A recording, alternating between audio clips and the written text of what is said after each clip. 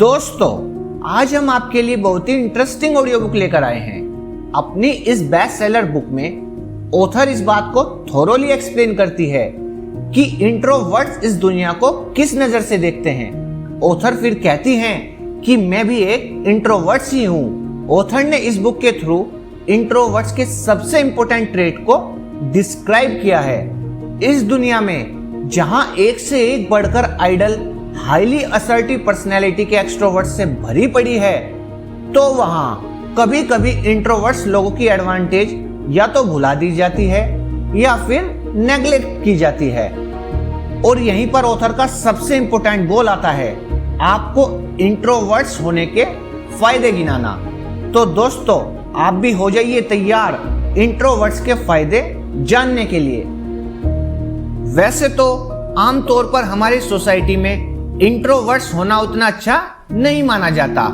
अब जैसे एग्जाम्पल के लिए, इंट्रोवर्ट्स बच्चों को अपने स्कूल के दिनों में अक्सर पनिशमेंट ज्यादा मिलती है, क्योंकि वे सबके जैसे नहीं होते, ज्यादा किसी से कम्युनिकेट नहीं करते जैसा कि उन्हें बाकी बच्चों की तरह करना चाहिए। किसी भी सक्सेसफुल पर्सनैलिटी का वेस्टर्न आइडल है हाईली एनर्जेटिक होना, कॉन्फिडेंट और कम्युनिकेटिव होना, जो कि इंट्रोवर्ट्स लोगों के कैरेक्टरिस्टिक जैसे क्वाइटनेस, साइनेस और आउटवर्ड एक्शन की कमी के एकदम अपोजिट है। और उनकी पर्सनैलिटी की इन खास बातों को नेगेटिव समझा जाता है।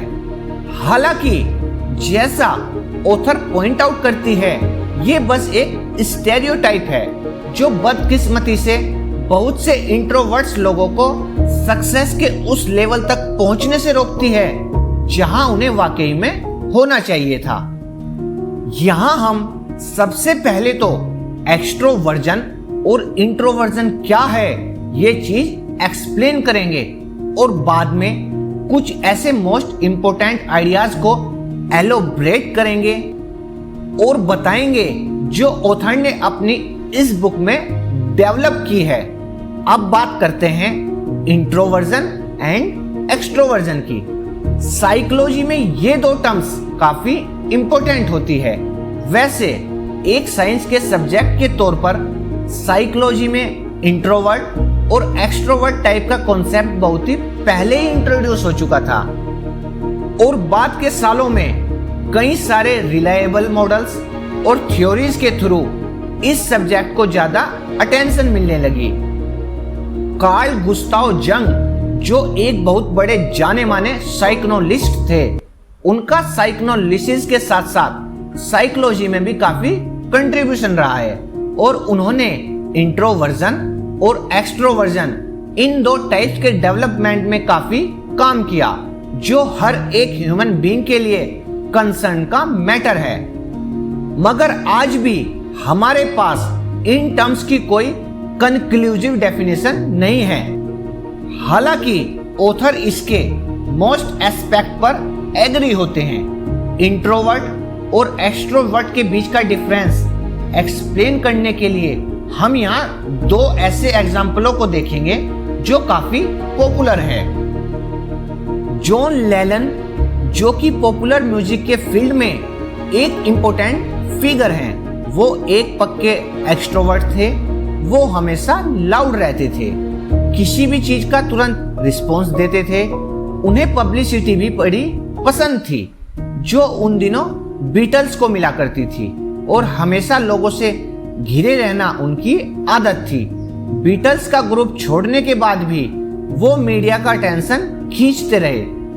अब जैसे एग्जाम्पल के लिए योको ओनो के साथ उन्होंने अपना फेमस बैंड इंस फॉर पीस रखा था, जहां उन्होंने जर्नलिस्ट को अपने होटल रूम में इनवाइट किया जब वे कई दिनों के लिए बेड पे ही लेटे रहे थे। कई वीक्स तक वे सिर्फ होटल के अंदर ही घूमते रहते थे और जर्नलिस्ट से बात करते हुए अपनी फिल्म बनवाते रहते थे। अब ये सिचुएशन तो किसी इंट्रोवर्ट के लिए किसी नाइटमेयर से कम नहीं होगी। हाँ, ये सच है कि पॉपुलर लोगों को ये बात एक्सेप्ट करना जरूरी है कि जब वे स्ट्रीट्स पर निकलेंगे तो लोग उनके पीछे पड़ेंगे, उन्हें रोकेंगे ऑब्सेस्ड फैंस उन्हें हैरान कर सकते हैं। लेकिन हर कोई पॉपुलर इंसान खुद जर्नलिस्ट को अपने होटल सूट में बुलाकर उनके साथ इतना नहीं घुलता मिलता। अब बात करते हैं दूसरे एग्जाम्पल की, जो एक इंट्रोवर्ट्स है। डैनियल रैडक्लिफ एक परफेक्ट एग्जाम्पल है इंट्रोवर्ट पर्सनैलिटी का, जो काफी पॉपुलर होने के बावजूद भी जर्नलिस्ट और पब्लिसिटी को हर कीमत में अवॉइड करने की कोशिश करते थे। उन्हें हर एक ब्लॉकबस्टर मूवी में होने का बिल्कुल शौक नहीं था और ना ही वो पार्टी एनिमल थे। यहाँ तक कि लोगों से बचने के लिए वो स्ट्रीट्स में अपने कई सारे डॉग्स लेकर वॉक करते थे। कई सारे डॉग्स से हमारा मतलब है वाकई में बहुत सारे डॉग्स। जरा इमेजिन करो, डैनियल रैडक्लिफ 10 कुत्तों के साथ रोड पे चल रहे हैं। ये उनका बड़ा मजेदार तरीका था अपने फैंस को दूर रखने का। अब वापस जॉन की बात करते हैं। बीटल्स ने मिड 60s में जो मूवीज बनाई थी, उनमें जॉन की लाउड पर्सनैलिटी को थोड़ा और एग्जैगरेटेड करके दिखाया गया है। इन सभी फिल्मों में उन्हें एक ऐसा कैरेक्टर दिखाया जाता था जो हमेशा मस्ती के मूड में रहता है, जोक्स मारता रहता है, मतलब कि जिसकी पूरी लाइफ ही एक पार्टी है। वो अपने बैंड में जॉर्ज हैरिसन के बिल्कुल अपोजिट थे, जो एक्सपोजर बिल्कुल पसंद नहीं करते थे और ज्यादातर चुपचाप से पीछे बैठे रहते थे। बीटल्स की स्टेज परफॉर्मेंस में भी जॉर्ज कहीं बैक साइड में खड़े रहते थे, जबकि जॉन और पॉली मैकट्रेनी हमेशा फ्रंट पे रहते थे। जॉन से बिल्कुल अलग जॉर्ज हैरिसन खुद को हमेशा काम में डुबाए रखते थे। उनका म्यूजिक भी डिफरेंट था। बीटल्स एरा के दिनों में हैरिसन के सॉन्ग्स, आइडियाज और कंटेंट वाइज मैकटर्नी और लेलन की कंपोजिशन से बहुत डिफरेंट होते थे।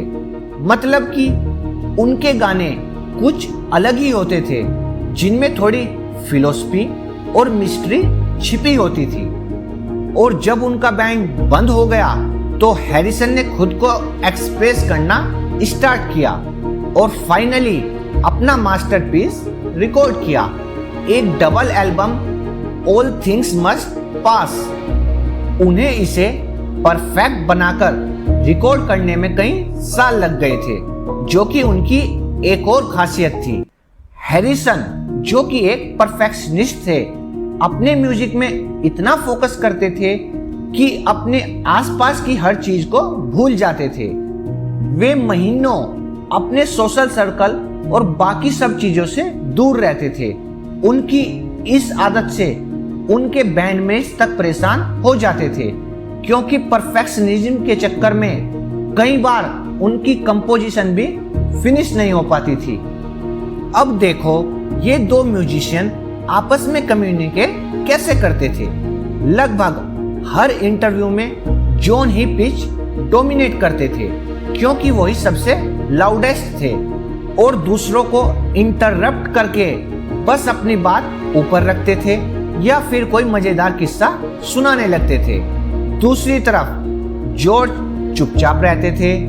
उन्हें बोलने से ज्यादा सुनना पसंद था और जब वो बोलते भी थे तो गुमसे ही रहते थे, बड़ी सॉफ्ट वॉइस में बोलते थे। जॉन उन लोगों में से थे जो नजरें मिलाकर बात करते हैं और आपको भी अपनी दुनिया का हिस्सा बना लेते हैं, मगर जॉर्ज शायद ही कभी किसी को देखकर बात करते हो और बात करते वक्त भी वो नीचे देखते रहते थे कि क्या बोलना है। अब पर्सनल लाइफ की बात करें तो जॉन की पर्सनल लाइफ काफी प्रॉब्लमैटिक थी। उन्होंने लाइफ में काफी सारे अप्स डाउन देखे थे। जॉन बहुत सोशल थे। वो रोजाना कई नए लोगों से मिलते रहते थे, जिसमें कई खूबसूरत और जवान लड़कियां भी होती थी।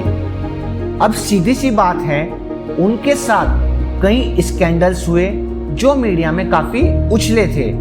बाद में वो सेटल डाउन भी हुए, लेकिन जॉन एक ऐसे इंसान रहे जिनकी लाइफ में एक से ज्यादा पार्टनर आए, कई औरतों से उनकी कैजुअल फ्रेंडशिप रही।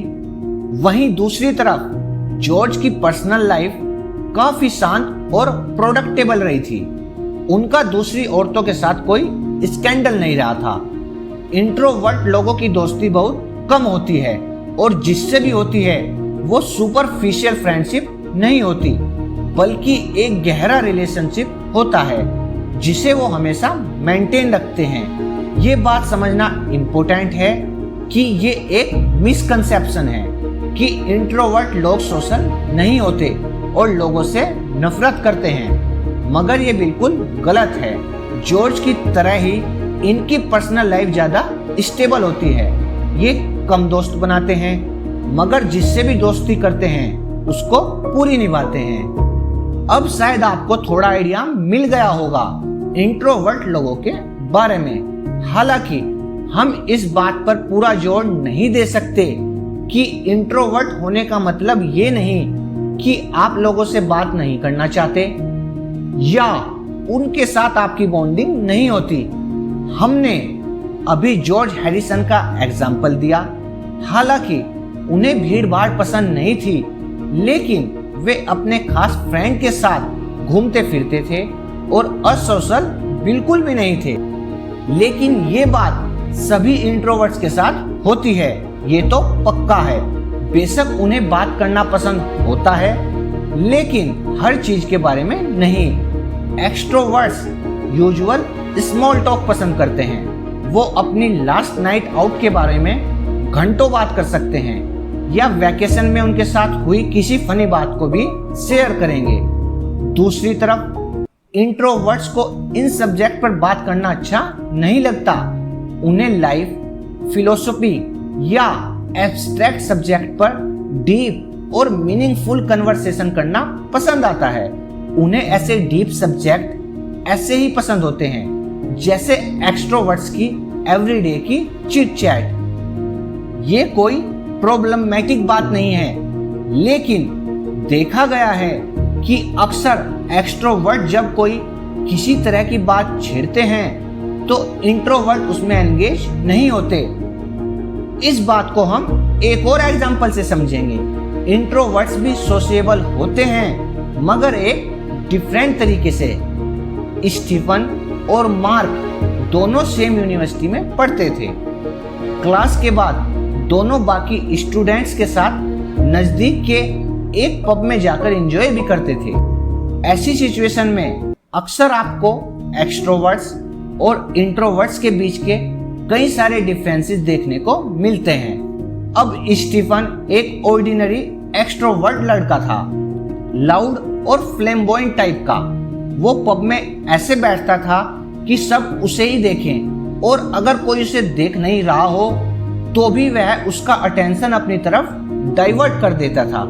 वहीं मार्क था जो इंट्रोवर्ट था। हालांकि उसे अपने क्लासमेट्स के साथ अपने फेवरेट टॉपिक्स पर बात करना पसंद था, मगर कभी कभी वो सबके साथ होते हुए चुपचाप बैठा रहता था, स्पेशली तब जब 2-4 बियर के बाद सब लोग लूज और पॉइंटलेस बात करने लगते थे। आए दिन उसके दोस्त उसे ज्यादा खुलकर बात करने के लिए एनकरेज करते रहते, लेकिन उसे ये सब अच्छा नहीं लगता था। एक बार स्टीफन सबको अपने प्राग के लास्ट ट्रिप के बारे में बता रहा था कि उसने कितनी पार्टीज की, कितने लव अफेयर्स किए, कितने लोगों से मिला, वगैरह वगैरह। उसकी स्टोरी काफी लंबी थी और लोग मन मारकर सुन रहे थे। यहाँ तक कि जब लोग बीच में बोल रहे थे तो भी स्टीफन से मिलती जुलती स्टोरीज ही सुना रहे थे। जब मार्क ने टॉपिक चेंज करने के लिए उस दिन के क्लास लेक्चर के बारे में मेंशन किया तो सब उसे अजीब तरीके से घूरने लगे, खासकर स्टीफन। उसने मार्क की बात बीच में काटकर अपनी स्टोरी कंटिन्यू रखी। जब मार्क को लगा कि उसकी कोशिश बेकार है तो वो भी चुप हो गया और उनकी बकवास बातें सुनकर बोर होता रहा। उसके बाद वो जाकर चुपचाप एक कोने में बैठ गया जहां उस पर किसी की नजर ना पड़े। उसे ये भी लग रहा था कि अगर उसे कभी भीड़ में बोलना भी पड़े तो ये उसके लिए कितना वियर्ड और अनकंफर्टेबल होगा। इससे तो अच्छा होता कि उसके कम दोस्त होते जिनसे वो एक मीनिंगफुल और डीप कन्वर्सेशन कर पाता। Western culture extroversion is a idol for success. जैसा कि हमने पहले भी आपको बताया है कि एक्सट्रोवर्जन होना एक ऐसी क्वालिटी मानी जाती है जिससे सक्सेस मिलती है, क्योंकि वेस्टर्न कल्चर में सोशेबिलिटी, कॉन्फिडेंस और असर्टेशन को काफी वैल्यू दी गई है। हालांकि ये प्रूव नहीं होता कि सिर्फ ये सब होने से किसी इंसान को सक्सेस मिल ही जाएगी। ये एक बहुत इंपॉर्टेंट आइडिया है जिसे ऑथर ने अपनी बुक में डेवलप किया है। Competition is not the same as confidence. बहुत सी वेस्टर्न कंट्रीज में अगर आप ज्यादा कॉन्फिडेंस है तो पॉसिबल है कि आप ज्यादा सक्सेसफुल बने, फिर भले ही आप में कॉम्पिटेंस कम हो, बजाय इसके कि आप में कॉम्पिटेंस ज्यादा और कॉन्फिडेंस कम है।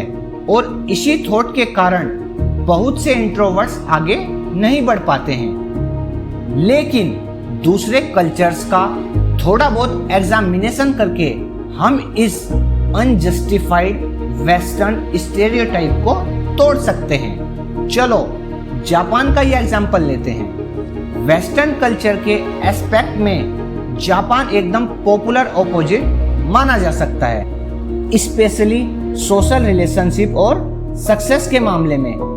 एक तरह से माना जाए तो जापान इंट्रोवर्ट्स के लिए एक हेवन की तरह है। आमतौर पे यहाँ के लोग ज्यादा क्वाइट होते हैं। गलियों में जोर से बात करना रूड माना जाता है। सब अपने काम से काम रखते हैं। स्कूल कॉलेज में भी यही सेम सिचुएशन है। जहाँ एक और बहुत सी American universities extroversion related traits को एनकरेज करती है, जिसमें ग्रुप वर्क, प्रेजेंटेशन वगैरह कंपलसरी एक्टिविटीज हैं। वहीं दूसरी ओर जापान में डिफरेंट सिचुएशन है। वहाँ ज्यादा स्टूडेंट्स अपना काम खुद ही करते हैं और लेक्चर के टाइम पर भी शांत रहते हैं। जब तक प्रोफेसर कुछ ना पूछे कोई फालतू के सवाल नहीं करता है। इसके अलावा हम कुछ और भी डिफरेंसेस देख सकते हैं। Social psychologist notion of personal space पर जोर दिया है, जिसका सिंपल मीनिंग है कि किसी भी इंसान की बॉडी के अराउंड एक ऐसा स्पेस रखना जिसमें किसी दूसरे को एंटर नहीं करना चाहिए। किसी इंसान के पर्सनल स्पेस में सिर्फ उसके खास फ्रेंड्स और पार्टनर ही एंटर कर सकते हैं। अब जापानीज लोगों का पर्सनल स्पेस एरिया बहुत बड़ा होता है और नॉर्मली वे लोग दूसरों को यूं ही टच नहीं करते, ग्रीटिंग्स करते टाइम भी नहीं। वो बस एक दूसरे के सामने बो करते यानी झुक जाते हैं। हगिंग तो ये लोग अवॉइड ही करते हैं, क्योंकि उनके लिए ये उनकी पर्सनल स्पेस की ब्रीचिंग होती है। सिंपली जापानीज लोग अपने से मतलब रखते हैं और जनरली उतने सोशेबल नहीं होते जितने कि अमेरिकन्स, जिनका पर्सनल स्पेस थोड़ा ज्यादा नैरो होता है। अमेरिकन सोसाइटी में हैंडशेक करना एक नॉर्मल बात है और लोग नॉर्मली हर किसी को हक करते हैं, चाहे वो क्लोज फ्रेंड हो या फिर कैजुअल। अमेरिका में ये चीज ना सिर्फ ओके है बल्कि लोगों को ये अच्छा भी लगता है। फाइनली हमने जापान का एग्जाम्पल ये दिखाने के लिए लिया कि कैसे एक पूरा देश जहां अमेरिका से ज्यादा इंट्रोवर्ट्स लोग रहते हैं फिर भी इतना सक्सेसफुल है। ये बताने की जरूरत नहीं कि जापान दुनिया के सबसे ज्यादा हार्डवर्किंग और प्रोडक्टिव देशों में से एक है। वर्ल्ड वार 2 के बाद उन्होंने कुछ ही सालों में पूरा देश नया बना दिया था। फिर उन्होंने पीछे मुड़कर कभी नहीं देखा और अपनी टेक्नोलॉजी से दुनिया में सबसे आगे बढ़ते रहे। इससे यही प्रूव होता है कि ना सिर्फ इंट्रोवर्ट सक्सेसफुल और प्रोडक्टिव होते हैं, बल्कि कई बार एक्सट्रोवर्ट से ज्यादा आगे निकल सकते हैं, क्योंकि ये सिर्फ कल्चरल एटमॉस्फेयर है जो उनके रास्ते की रुकावट बनता है। द ओरिजिन ऑफ डिफरेंसेस, सबसे इंपॉर्टेंट डिफरेंस शायद हमारे ब्रेन की ओवरऑल सेंसिटिविटी में है। इन शॉर्ट बोले तो इंट्रोवर्ट्स जो होते हैं उनका ब्रेन ज्यादा सेंसिटिव होता है। इसका मतलब है कि ये लोग इन्वायरमेंट में हो रहे किसी भी चेंज को बड़ी इजीली नोटिस कर लेते हैं, और ये लोग अकेले में बोर भी नहीं होते, क्योंकि इनका ब्रेन काफी एक्टिव है जो इन्हें नए नए आइडियाज देता रहता है। इंट्रोवर्ट ज्यादा इंट्रोस्पेक्टिव होते हैं जो अपनी फीलिंग्स और इनर वर्ल्ड के बारे में काफी डीपली सोचते हैं। वहीं दूसरी तरफ एक्सट्रोवर्ट्स अकेले में जल्दी बोर हो जाते हैं। उनके ब्रेन को कुछ ना कुछ स्टिमुलेशन चाहिए होता है। उन्हें ऐसा एनवायरनमेंट पसंद होता है जिसमें खूब सारा एक्शन स्टिमुलेशन हो। इसलिए अगर आप एक एक्सट्रोवर्ट्स हैं तो आप बड़े मजे से वॉल स्ट्रीट के ब्रोकर बन सकते हैं।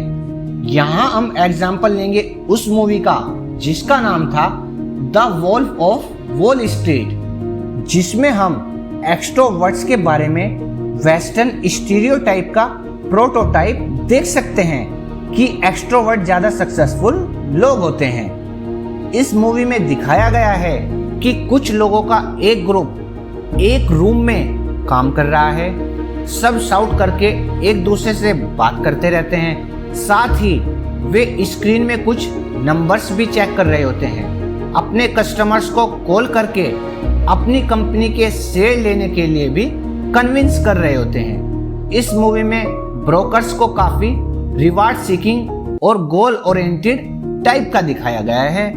उन्हें मेनली बस पैसा चाहिए और वो भी किसी भी कीमत पर। इसके सिवा उन्हें कोई और बात माइंड में नहीं आती।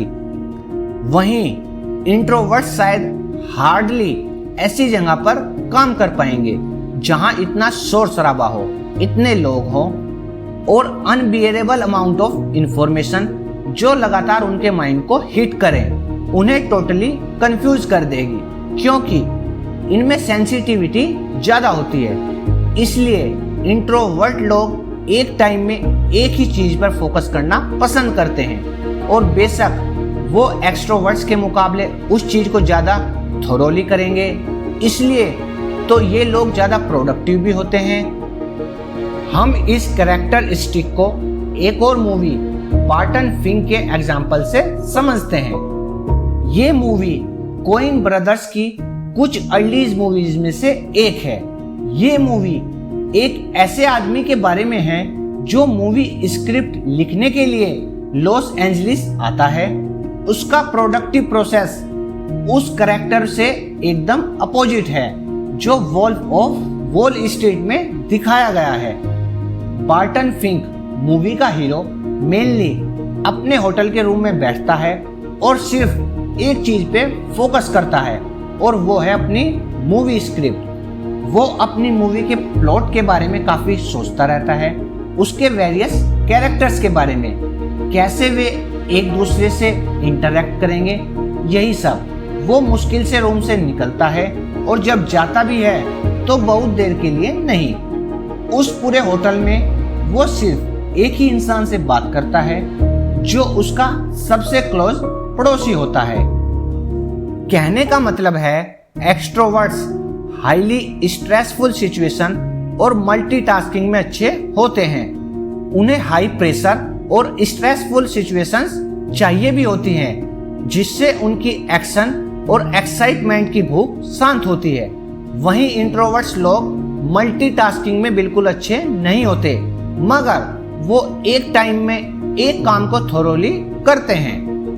Introversion extroversion as a dimension. सारी बातों की एक बात यह है कि कोई भी ना तो एक्सक्लूसिवली इंट्रोवर्ट होता है और ना ही एक्सट्रोवर्ट। ये इसमें कोई कैटेगरी या टाइप्स नहीं है जैसा कि पहले रिसर्चर सोचते थे, मगर हाँ ये एक टू पोल स्केल फॉर्म करते हैं। तो आप भी कभी कम या ज्यादा इंट्रोवर्ट या एक्सट्रोवर्ट हो सकते हैं। और सबसे बड़ी बात कि दुनिया में सबसे ज्यादा लोग इन दोनों टाइप के कहीं मिडिल में होते हैं। कभी वे ज्यादा शांत रहते हैं, सेल्फ एब्जॉर्ब्ड, और कभी किसी दूसरी सिचुएशन में ज्यादा सोशिएबल और अटेंशन सीकर। इसलिए ये रिकॉग्नाइज करना इम्पोर्टेंट है कि हम सब में ये दोनों एक्सट्रीम हैं। और इससे भी जरूरी बात है कि हमें ये सीखना चाहिए इन दोनों क्वालिटीज को सही मौके पे यूज कैसे करें। ऑथर यहाँ पर एक टर्म देती है जिसे वो कहती हैं stretching your self. Author explain करती है कि स्ट्रेच योर सेल्फ के लिए आपको अपनी ऑटोमेटिक इनिशियल रिस्पॉन्सेज को रिकॉग्नाइज करना जरूरी है और डिफरेंटली एक्ट करने के लिए ट्राई करें। जैसे एग्जाम्पल के लिए एक पर्सन है जो इंट्रोवर्जन में हाई है, वो पक्का कभी ना कभी सोशली ऑकवर्ड सिचुएशन में फंस सकता है या फिर फंस सकती है। हालांकि क्योंकि उसमें एक्सट्रोवर्ट क्वालिटी भी है तो ये उसके लिए अच्छा है, क्योंकि इससे वो थोड़ा रिलैक्स भी रहेगा या फिर रहेगी। वहीं दूसरी तरफ एक इंसान जो एक्सट्रोवर्जन में हाई है मगर अपने अंदर की इंट्रोवर्ट क्वालिटी की वजह से कभी कभी अपने रूम में अकेले बैठकर लाइफ के बारे में शांति से सोचना उसके लिए यूजफुल रहेगा। अब हम आपको 2 रियल लाइफ एग्जांपल देंगे कि लोग स्ट्रेच देमसेल्फ के लिए क्या करें। अब हम यहाँ पर माइक का एग्जांपल लेते हैं, जो कि एक बहुत एनर्जेटिक, एक्टिव और सोशल पर्सन है। ये हमेशा लोगों को जोक सुनाता है, हंसाता रहता है, क्योंकि उसके दोस्त भी उससे यही एक्सेप्ट करते हैं, इसलिए वो हमेशा मस्ती के मूड में रहता है। हालांकि एक बार वो थोड़ा सैड मूड में था, एक तरह से बोले तो डाउन था, क्योंकि उसकी अपनी गर्लफ्रेंड से फाइट हो गई थी और अब बाहर घूमने फिरने के बजाय वो अपने बेस्ट फ्रेंड के साथ बैठकर लाइफ के बारे में बात कर रहा था। माइक ने रियलाइज किया कि कैसे उसके फादर ने उसकी पर्सनैलिटी शेप की और कैसे वो लोगों को अपने बिहेवियर से हर्ट कर सकता है। वो अपने फ्रेंड से लाइफ के बारे में जनरल बातें करता रहा कि लाइफ का पर्पज क्या है, इसकी मीनिंग क्या है। इन शॉर्ट में कहे तो इम्पल्स में आकर एक्ट करने के बजाय माइक आराम से बैठकर अपने इनर वर्ल्ड के बारे में सोच रहा था, जिससे उसे कई सारे आइडियाज और नए थॉट मिले। अब अगला एग्जाम्पल हम एक लड़की का लेते हैं जो कि एक यूजुअल इंट्रोवर्ट है। यहाँ उसके कैरेक्टरिस्टिक को डिस्क्राइब करने की भी जरूरत नहीं है। हालांकि वो नॉर्मली काफी शाई और थोड़ी अपने में रहती है, मगर कभी कभी उसे कुछ बिल्कुल अलग करने का मन होता है, jump out of her screen type का। एक दिन उसने हिम्मत करके एक पार्टी इनविटेशन एक्सेप्ट कर लिया। ये स्ट्रिक्टली कोई पार्टी नहीं थी, ये उस तरह का इवेंट था जहां लोग मौज मस्ती के लिए और थोड़ा रिलैक्स होने के लिए आते थे। वैसे तो वो इस टाइप के इवेंट्स अवॉइड ही करती थी, मगर इस बार उसका पार्टी में जाके नए लोगों से मिलने का मन कर रहा था, तो वो अपनी बेस्ट फ्रेंड सोनिया के साथ इस पार्टी में चली गई। जैसे ही वो दोनों पार्टी में पहुंचे, सोनिया ने उस लड़की को अपने कुछ फ्रेंड से इंट्रोड्यूस कराया और खुद कहीं भीड़ में आगे निकल गई। यूजुअली ऐसी सिचुएशन में उस लड़की को थोड़ा ऑकवर्ड लगता था और वो तुरंत अपनी फ्रेंड को ढूंढने लगती, लेकिन इस बार ऐसा नहीं हुआ। उसने हिम्मत करके खुद ही कन्वर्सेशन स्टार्ट कर दी। वो थोड़ी नर्वस तो थी, मगर उसने अपनी घबराहट छुपाने की कोशिश नहीं की, तो इसलिए वो बोली, आज बढ़िया मौसम है ना। और जिस लड़की को उसने ये कहा तो उसकी हंसी छूट गई, मतलब कि वो उस लड़की की हालत समझ गई थी और वह लड़की भी शर्माई नहीं बल्कि थोड़ा रिलैक्स हो गई और फिर अपनी फ्रेंड से उसकी चिट चैट शुरू हो गई। अब हम ये बात कर लेते हैं कि ऑथर ने हमें इंट्रोवर्ट्स होने के कौन कौन से फायदे बताए हैं। नंबर 1, इंट्रोवर्ट्स एंटी सोशल नहीं होते, उन्हें भी लोगों के साथ घूमना फिरना पसंद होता है, मगर एक्सट्रोवर्ट से थोड़ा डिफरेंट वे में। नंबर 2, वेस्टर्न कल्चर एक्सट्रोवर्जन का फेवर करता है।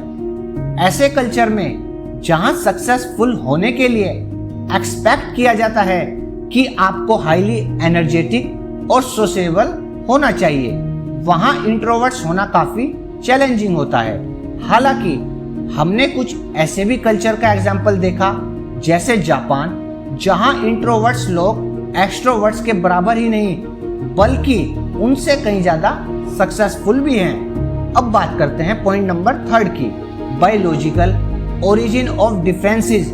ये पर्सनैलिटी ट्रेट्स ऐसे हैं जिनका ब्रेन में एक फर्म बेसिस होता है। हालांकि इनको परमानेंट चेंज करना इजी नहीं है, मगर टेम्परेरीली पॉसिबल है।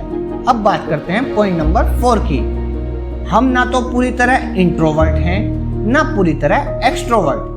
ये सिचुएशन पे डिपेंड करता है कि आप कब कैसे बिहेव करेंगे। हाँ, ये सच है कि अगर आपकी पर्सनैलिटी स्टेबल टाइप की है तो इसका मतलब ये नहीं कि आप कभी कुछ अनएक्सपेक्टेड नहीं करेंगे, और ऐसा करने के लिए आपको ये सीखना होगा कि कैसे करें। अब बात करते हैं अपने लास्ट पॉइंट की, स्ट्रेच योरसेल्फ। इसका मतलब है कि आपको ऐसी सिचुएशन रिकॉग्नाइज करनी होगी जब आपकी इनर सेल्फ आपको अपने नॉर्मल आउट सेल्फ से दूर ले जाती है। आज की ऑडियो बुक में इतना ही। अगर आप भी एक इंट्रोवर्ट्स हैं तो कमेंट करके जरूर बताएं। Thank you.